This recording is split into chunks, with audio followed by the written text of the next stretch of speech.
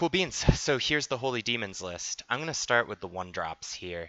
Nightbringer is pretty much just an auto include in any demons list, and you're going to want 4 of them in this version. I should probably back up and say the goal of this deck is interesting. Most demons decks are going to have the goal of just beating down your opponent as quickly as possible. And in some matchups, that's what we're trying to do with Holy Demons. But because of the hero, this Amon Demon Overlord guy, it gives the Demons deck a little bit more flexibility, particularly against the mid-range type deck that tended to just cause a lot of problems for a Demons list. Now, a mid-range type deck is just like, they got to be able to kill this guy. And not everybody can figure out a way to kill this guy. Unless you're teching your deck against it, a lot of mid-range decks are mainly playing creatures. As you'll see in the overall list, which is on the right-hand side of your screen as well, we're playing a decent number of cards that make it hard for creatures to kill our hero. And so the introduction of this hero, the Demon Overlord, opens up an entirely new set of possibilities for demons. And it was the first hero I wanted to play when the expansion came out. I had a lot going on at work, so I didn't get on here for like a week after the new cards dropped. But as soon as I did, this was the deck that I wanted to build. And as I mentioned a minute ago, we took this thing to #1 on the ranked ladder. I think I had 2 accounts in the top 10 with it, and Sandalfun, I think, is at #2 overall with it right now. All right, and I was going to keep it under wraps until Masters, but then everybody's playing it, so what's the point of keeping it under wraps? I'll show y'all what I got. All right, so back to the one drops. Nightbringer. It's a demon. This is a demon's deck. We're going to be playing Dark Portal. We want to be able to tutor for these, and Nightbringer is a great card to tutor for. The reason you have 4 of it is because it costs nothing. When you find this off a portal, you can play it for free. Oftentimes that means you're going to play all 4 Nightbringers in a game just because of the way that the game flow plays with this Holy Demons deck. It is also a deck that wants more 1-drops. In general, this is a list that wants to force your opponent to react. The reason being, you want to get to the point where you maintain board control, and when you kill yourself, most likely you kill yourself, and your Demon Overlord comes onto the board. And the way to maintain board control is usually going to be to have early threats that your opponent has to react to. Hence, 4 Zombie Legionnaire. They're also just good at beating people down. All right, Infernal Vultures. This is another demon. Excuse me. And I think that the number of this that you run is negotiable. I like 3, or that's where I've settled. The main reason for that is that if you're running 2, there's a chance you mill your own Infernal Vultures out with a Nightbringer and you don't have a way to put cards back in your deck. Just 1 is pretty much unacceptable, because just 1, if the Vulture dies, then you're out of luck. You really want at least 2s so that you can put a Vulture back in if 1 ends up in the graveyard. And I like 3 for a little bit of redundancy. In some matchups, you're going to pump this guy up, you're going to beat face with him and just like knock your opponent out. But most of the time, Infernal Vulture exists. I've never won a game through mill with this deck. Most of the time you're playing Infernal Vulture in order to recycle your other demon cards back into the deck. You're not playing a ton of demons. Without the Vulture, you're going to run out. So I like to have 3 because the deck loses a lot of steam in the longer grindy games if you run out of demons, and you don't have much chance of running out of demons if you have 3 Vultures. You've always got the chance to put more back in your deck. I would note, though, on this point, if you're thinking, what the heck, long grindy game with demons, that's entirely a function of the new hero. The reason you're thinking about a long grindy game is because you don't really care about your life total. All you have to do is keep that Amon Demon Overlord alive, and that means the game can go a little bit longer than expected, and you want to be prepared for that. Hence, 3 Vultures. All right, so that is the 1- and 2-drop creatures. The core of the deck, Dark Portal. It's a really important card. You pretty much every turn are Divine Offering for you're mulliganing for Dark Portal at the start of the game. It's not like a universal. There might be some matchups where you just end up with a really, really solid hand, like double zombie into Vulture into Flesh Sculptor and you decide I'm going to keep that, most of the time you're looking for a Dark Portal. This is the engine of the deck. It can win without it, but most of the time you need this to be victorious. You're mulliganing for it. That's the reason you're running 4. You just really need to find it and find it right away. You're almost never killing the first portal that you put down. You're not, unlike a typical demons deck, too worried about the life hit that you're taking from the energy. In a couple of matchups, like against Rage Rush, you might be worried about that life hit, but most of the time, and I think maybe sometimes against Wisdom Dominion Control, you might be worried about that. But most of the time, you're just letting your first portal run its course, do massive amounts of damage to you, and then you're getting yourself ready to keep your demon alive. All right, so that's portal. Those are your first and second turn plays. Let's look at the rest of the creatures, and perhaps we'll just look at the stuff you can get off the portal. All right, not a ton that I'm playing. Bedeviled Fiend. It's a big guy that hits for 5, and that's pretty good, and it costs 2 mana off of Portal. I play 2 of them. Sometimes you want a third. Most of the time, 2 is enough, and I haven't found that I want a third enough that I've put a third one in there. You don't need more than 3, for sure. I would not go with just 1, though. You really want these 2 guys to beat down. The Doctor Sticks, this is not a core card to the deck. It's very negotiable whether you put this in there. I like the versatility that it offers. It can kill your own portal in a pinch if you need it to.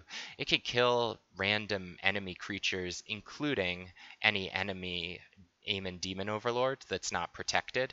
The mana cost on this creature that it puts on the field is 0, so absolutely Dr. Sticks can kill it if it wants to. And so that's like a nice little tech to have. It can kill like a chalice, it can kill a cloning vat. It's nice to have the option to tutor for it. Most of the time you're not getting this guy though, and he's not a core card. And then finally Succubus. I've played the deck without Succubus. You save a card, or actually you don't save a card. You're always going 3 levels for your hero power. And so you probably want a Succubus in here. Do you need more than 2? Not in my experience. The reason for that being, if the game goes long enough that you could play more than 2 Succubi, 2 things are going to happen. You're going to be dead, so the +3 life that you're gaining from it isn't actually all that important. In other words, unlike a typical Demons deck, you don't really need the Succubus to keep you alive. And then the second reason I don't think you need more than 2 is that you are not most of the time winning by draining them out. And you can, like, in a long grindy game, loop these back in your deck with a Vulture. So this is something that you're DOing most of the time at the beginning of the game. You're usually getting it off Portal. All right, other creatures. Flesh Sculptor. I don't know if you should play Flesh Sculptor. I like Flesh Sculptor in Demons decks. I think that it's not an auto-include in this one. In some matchups, it becomes really annoying. Most of the time, your opponent doesn't like if you have a Flesh Sculptor on the field, and they're just going to go after it right away. So I like it because people want to kill it, and I like putting threats down that people want to deal with. You're most of the time not beating somebody down with like 8 zombies, but it has been done. I have it as a 4 of because I think if you're going to run it, you want all of them, because Flesh Sculptor gets exponentially, or I guess it's linearly better, but it feels exponentially better the more of them you have on the field. Technically, it's just linear, but I think you want as many of them as you can get, and certainly 2 is much, much better than 1. All right, other creatures. We've got Cavalry Field Captain. So, like, in theory, Cavalry Field Captain is one of the absolute best cards in the game, particularly at this slot, which is a slot where you want some options. The 2 mana, 2 level slot. Most of the time at this slot, you're going to be playing, well, if you take a typical game, for instance, where you nail your curve, you get Zombie Legionnaire into Dark Portal, and then your first turn, you can't actually tutor for a Bedeviled Fiend. So a lot of the time, if you have 2 mana and 2 levels and you have a Bedeviled Fiend and you have a Portal, you're going to play the the Fiend. But a lot of the time, CFC is, I mean, it's one of the best cards in the game, as I said, at this particular mana cost and level. However, I don't find it to be overpowered in this deck. In some ways, the most valuable thing CFC does is allow you to push damage through at the very end of the game, and it gives you a 3-speed blocker once you kill yourself and your Aemon Demon Overlord hits the field. 3-speed blockers are really, really valuable in this list. I'm not sure that 4 of these is correct. I often DO it early in the game, so I could make a case to run with fewer Cavalry Field Captains. But as of right now, it seems to be working, so there they are, and it's a good card. Finally, on the creature suite, 4 Triangelica Sentinel. This is a core card to the deck. You can't play this, or I would not recommend playing this without 4 of these bad boys.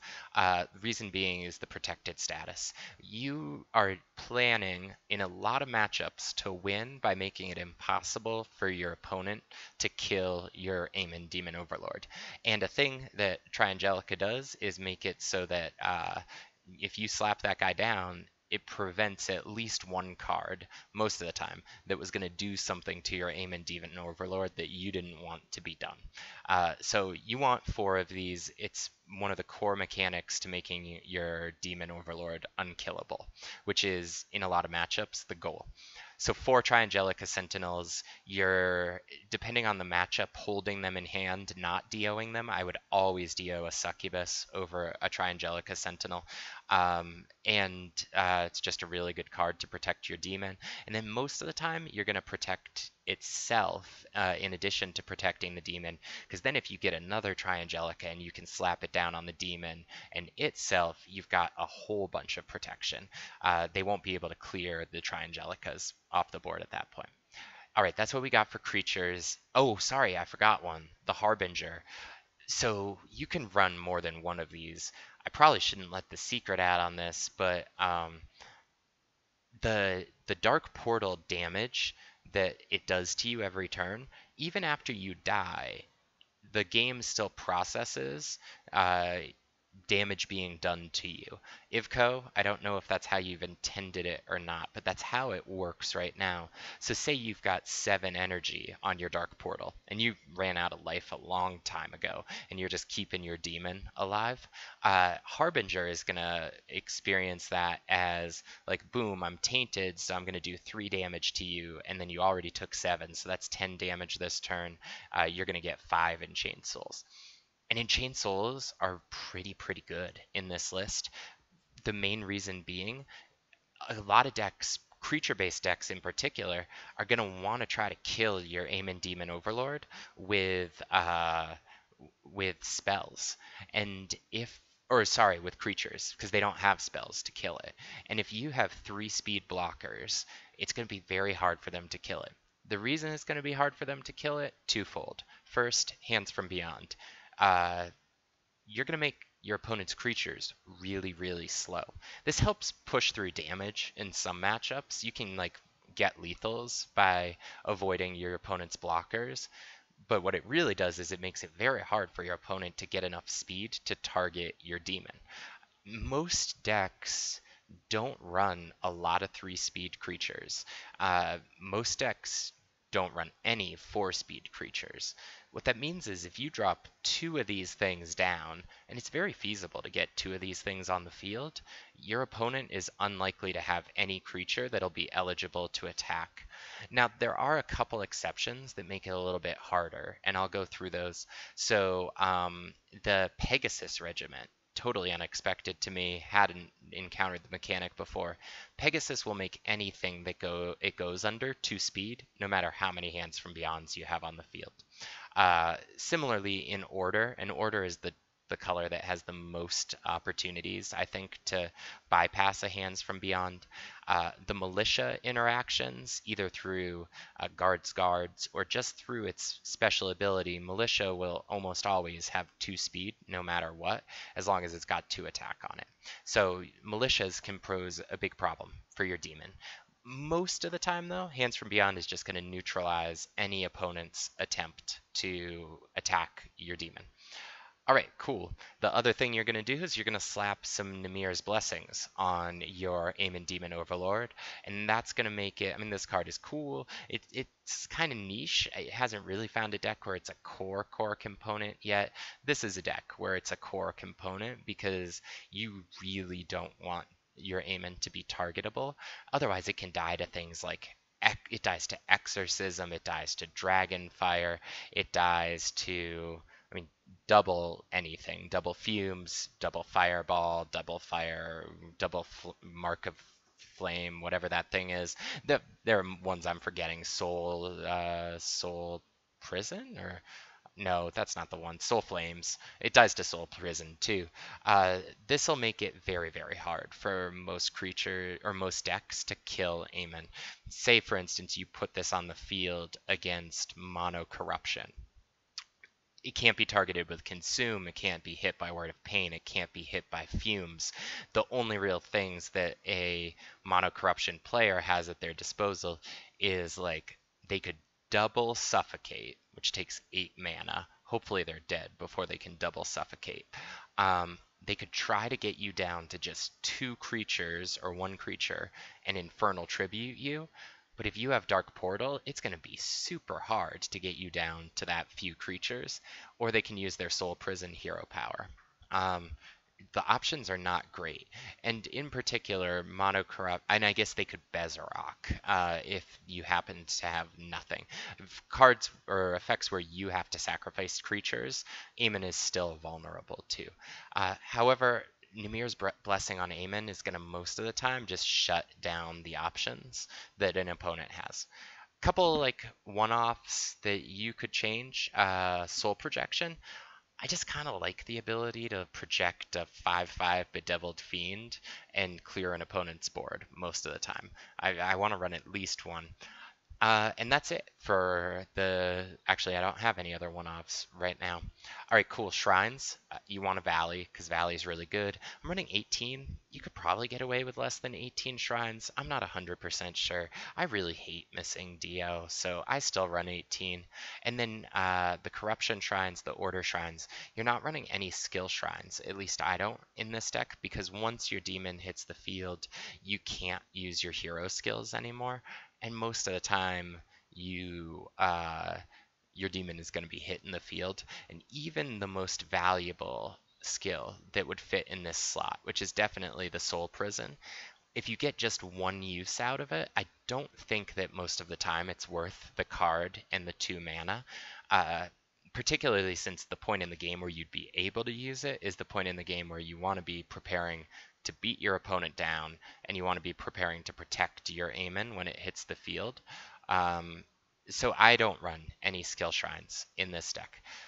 All right, that's it. Other things you could include and that you might be worried about if I run this deck tomorrow in Masters, which I don't know if I'm going to do.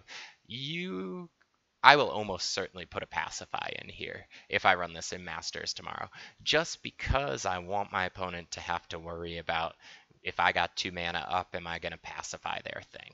And having just 1 in there really introduces a level of variability that people have to deal with. I would not run Harpy. I did try running Tombs. Tombs can be pretty decent, but it's most of the time too slow. If you're going to run Tombs, I would probably run it in the Cavalry Field Captain slot. There's not a reason to go Order as your second level, most of the time, unless you're running Cavalry Field Captain. So if you're not running Cavalry Field Captain, you could run Tombs as your 4 of right here, and it might work. In terms of removal, don't really have any of it, as you can see. That's not the game plan here, but you could make a version that runs some removal. All right, so that's the deck. Let me check the chat and see. Hey there, we got one person here. I got the face cam. Oh, Hoppy's here too. Hey, Hoppy. All right, cool beans. Let's see if we can get a match with this, and I could show you how it plays. I will probably lose, and this is by far the worst time of day to be playing Spellweaver. For me, it's nighttime, as you can probably see on the camera. We do not have a lot of light here, and this is the time of day when Spellweaver is fairly quiet. But I would love to get a game so I can show you how this one plays, and I'm gonna let this go to like 30 seconds. If I don't get a ranked game, I'll see if I can get a friendly game. And if I don't get a friendly game, we will just play against the AI, I guess, or maybe Hoppy or somebody could hop on and we would do a custom match. All right, so we didn't get a ranked game. Let's see if we can get a friendly game. It doesn't look like anybody is in the queue. Let's see my friends list. Crazy Kirby is playing ranked. So that seems the most promising thing maybe is to hop back in the ranked queue and see if we get somebody. All right, well let's try that. While we're waiting, in terms of Masters lineups for tomorrow, I have absolutely no idea what I'm running, which is pretty typical. I think I know fairly well what other people are going to run, or at least what some other people are going to run, but I have no idea what I'm going to play. I really wanted, I'll tell you what I wanted to play. I wanted to play this deck. I wanted to play the Burning Rage list, and I wanted to play Elves. And maybe I will still do that. But see, I made the mistake of streaming a bunch over the last couple of days, and everybody has seen my lists, including I just went through card by card on this one. So there's really not anything in there that's going to be surprising to any of y'all. And when it comes to Masters, particularly looking at the lineup that we've got for tomorrow, which I think is a solid lineup. Um, Friday Night America did not run. That's not surprising. All right, so is this Masters? Oh gosh, only Dobrasi has registered. We've got a trade-off here. Well, let me go through who I know. From my team, or our team, the Shrining, Hoppy is playing.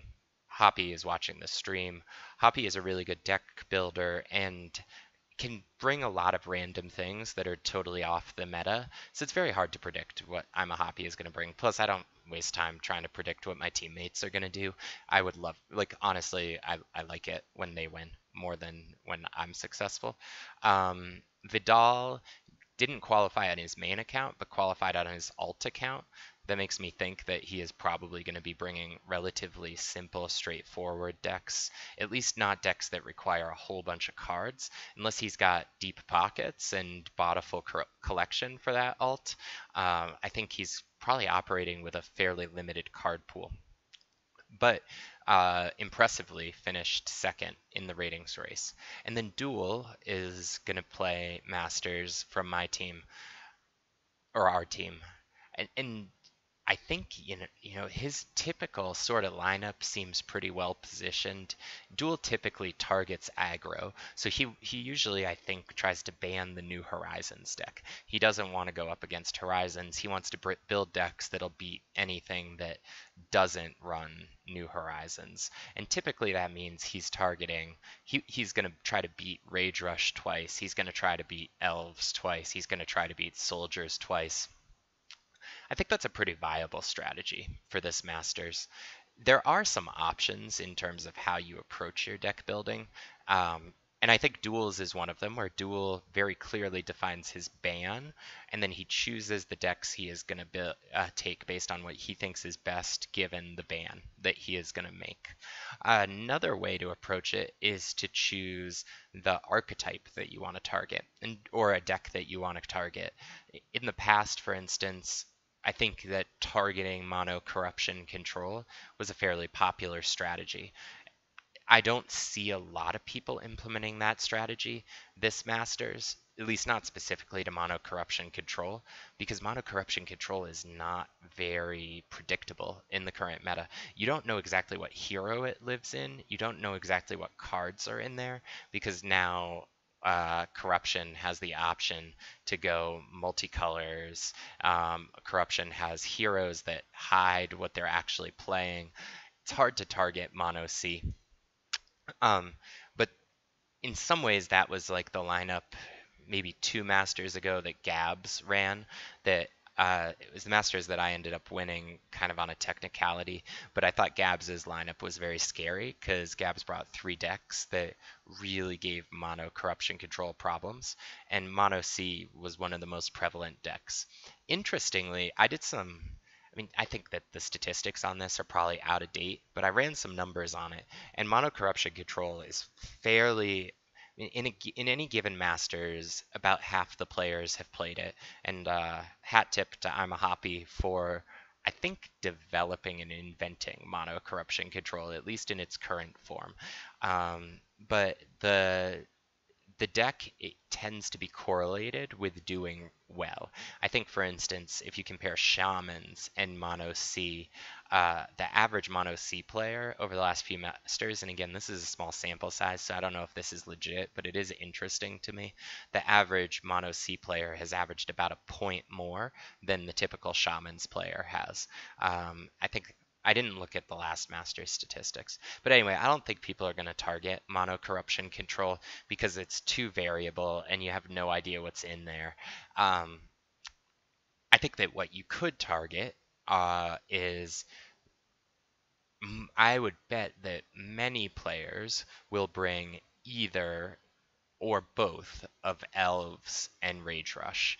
And I think you could try to build a lineup where all three of your decks have really favorable matchups against both Elves and Rage Rush. And if you can get soldiers in there too, or really just zombies, like any sort of random aggro deck, I think that's a fairly decent strategy for this Masters. The problem is, can you actually find three decks that can reliably beat Rage Rush with the amount of burn that it has, Elves with the speed that they have, and oh good, my teammate Vidal has hopped on. Well, this is good. It'll make for good video here. This is a very keepable hand. Going second, the only thing that we don't have is the Shrine. We're gonna try to decipher what Vidal is playing. Most likely we'll Spark Portal in this case. You Spark Portal, that gives you double Nightbringer. Next turn you play, depending on what we see, next turn we play one of the 1/1s. I forget the name of that card. Okay. Well, this is interesting. My teammate is playing some sort of Rage Rushy thing. I wonder if he tried to put the old Burning Rage deck, like my Coronis Burning Rage, into corruption. The reason I'm thinking about this is because it does make a difference whether I spark the portal at this point. Because if this is mono corruption, or if this is some sort of Rage Rush type deck, I don't want to spark portal. Sparking portal against Rage Rush is going to be suicide. The other thing I'm going to do, gosh, if it's Burning Rage, I might want the Sculptors, but I'm going to run the risk of it to try to Dio. And we miss. So I didn't spark the portal there because I don't know what Vidal is bringing here. And I'm going to take the damage, and we will see. So he's got black. Is he dropping a Burning Rage here? We're going to clear his board now. Okay, so this is why he's a good teammate. He's smart enough to go back line. So I'm going to spark the CFC after a whole deck tech where I just talked about CFC not being that great. CFC shines here. This is a situation where CFC is good. He's got Detonate. We lost one of our Nimirs, which is unfortunate. But we have pretty good board control. He has that kind of useless 3/2 on the back line. We're going to try not to play any 1-speed creatures because I don't want to run into... He's going to clear my board. Now the question is going to be, do I drop the portal? I think I have to now. I've survived long enough that I'm not going to just straight up die to portal before I get my hero power down. I'll be able to get hero power down. Huh. Do I want to take the damage here, or do I want to save 3 life?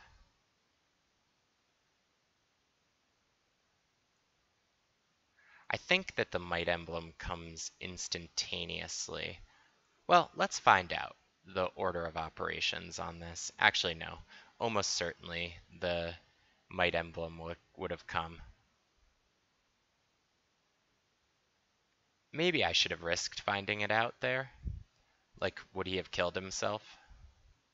Anybody in stream know? I do not know whether that would have killed him or not.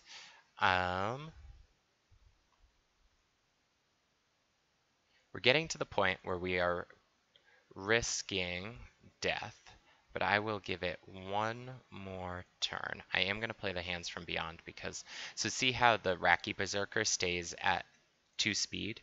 That's one of the, am I dead now? 1, 2, 3, 4, 5, 6. Yeah, I gotta block this.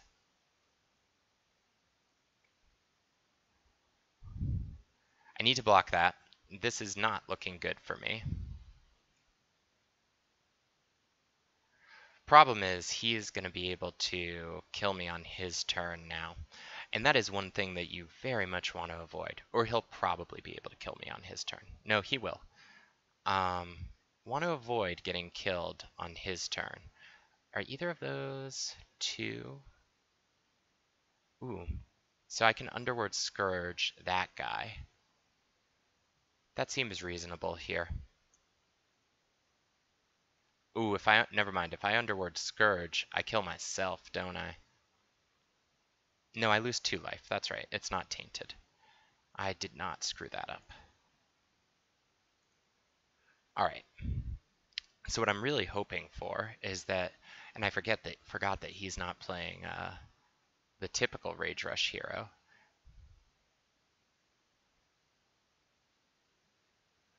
Is he just this is an interesting Masters tech if this is his thought.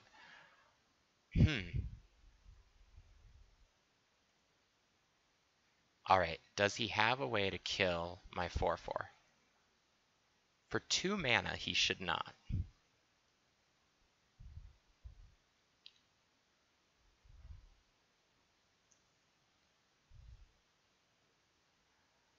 All right. So now we want to get free creatures on the board. And the question that I'm going to have to determine, we're definitely attacking in to kill this guy. That's too risky. Oh wait, never mind. Excuse me. He kept 2 mana up. If I do that, I have to make it untargetable. So there's the untargetable. Now he can't, if he's holding like some random thing, expecting me to make a screw up like I almost just did, he can't. And I also want to get a CFC on the board because that gives me a blocker in the event that he does something very unexpected that kills my Aemon. Now we're kind of in the period of this deck where you're going to see whether Vidal can find a way to kill this Aemon. And he really needs to get it done this turn, which is hard when it's protected. And the reason he needs to get it done this turn is because if he doesn't get it done this turn, Triangelica is coming down. And then the Triangelica, we already have the Hands from Beyond. It's now protected. Triangelica comes down. There's not a lot he can do. Okay. So there's the 3/2. He will try to block there. Now, can I allow it to take... I'm definitely going to do that. Is there any way with 1 mana...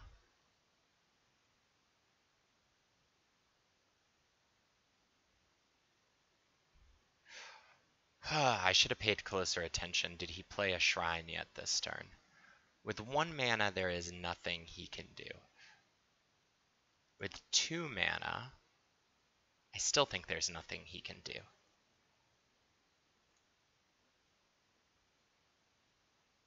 It's untargetable, so he has to play an area of effect attack, and I don't think he has one.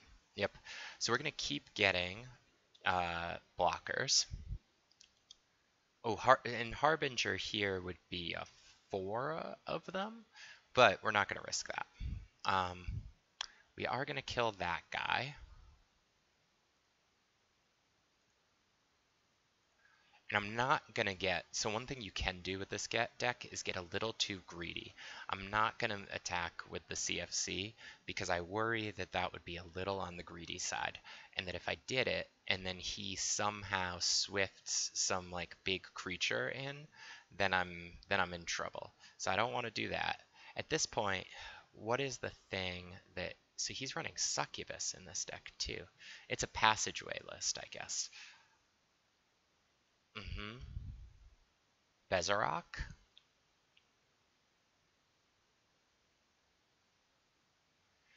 If it's Bezarok, we'll lose the CFC and the Infernal Vulture.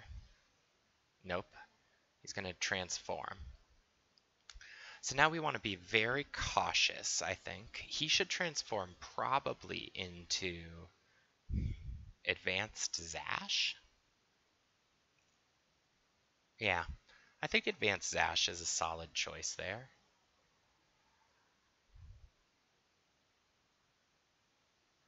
Now at this point, Advanced Zash hits soon, probably. I am likely buying a turn here. Well, Sculptor now means I'm definitely going to play a Sculptor. We're going to attack with this for sure, and then probably with the Vulture. I'm going to put some things back in my deck, mainly the free Nightbringers.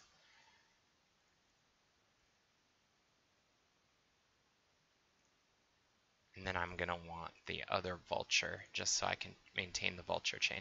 So I'm attacking just with these two. It allows me to keep maximum number of blockers back because I wouldn't have lethal even if I attacked with them. So there's no reason to push them in this turn. You could just do it next turn.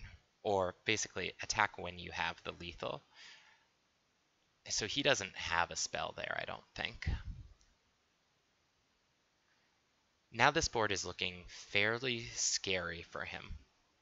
I didn't play Harbinger mainly because I'm not super worried that he's going to be able to throw down a whole bunch of creatures. And if I throw Harbinger in now, it just like sacrifices it to a most likely Advanced Zash hero power. He is going to have to go 5 levels though to get Advanced Zash hero power. And that's not like a good look for him. I'm trying to think what he would have that he could possibly win with here. Succubus keeps him alive a little bit longer, I guess, and does create more challenges for my attack.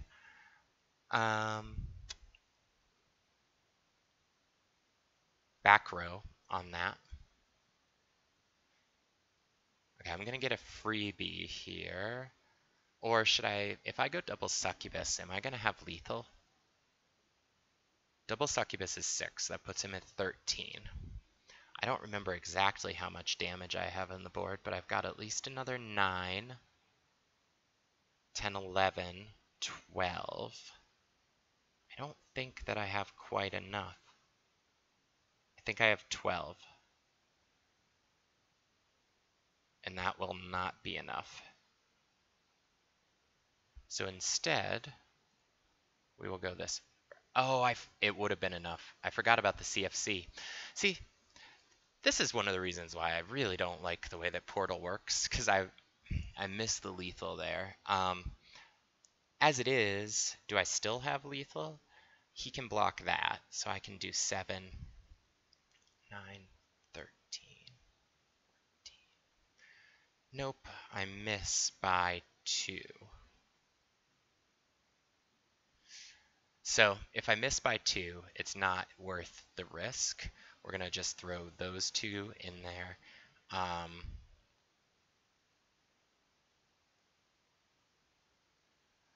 Let's see what I want to play here.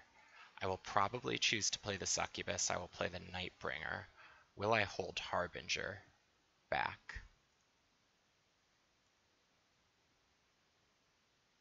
No, I'm going to play the Harbinger as well.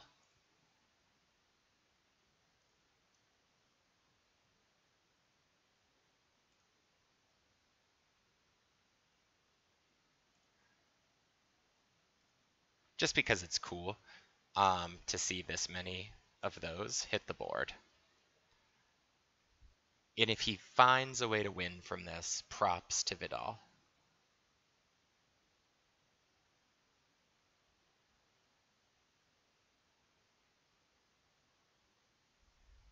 Good game, friend.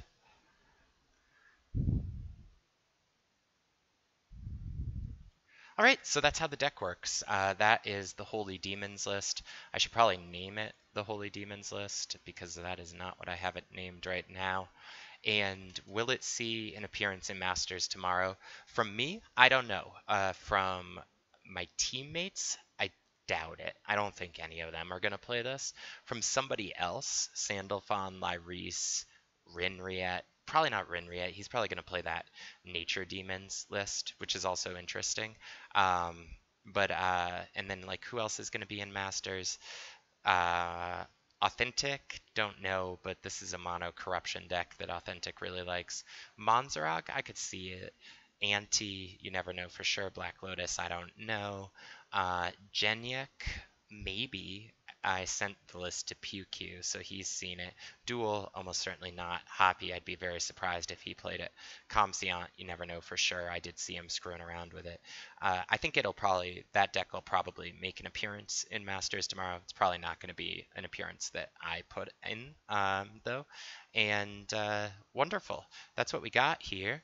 Thanks for watching the stream today. Hopefully, I'll be able to get some of the stream up for Masters tomorrow. And appreciate y'all joining. Catch you later.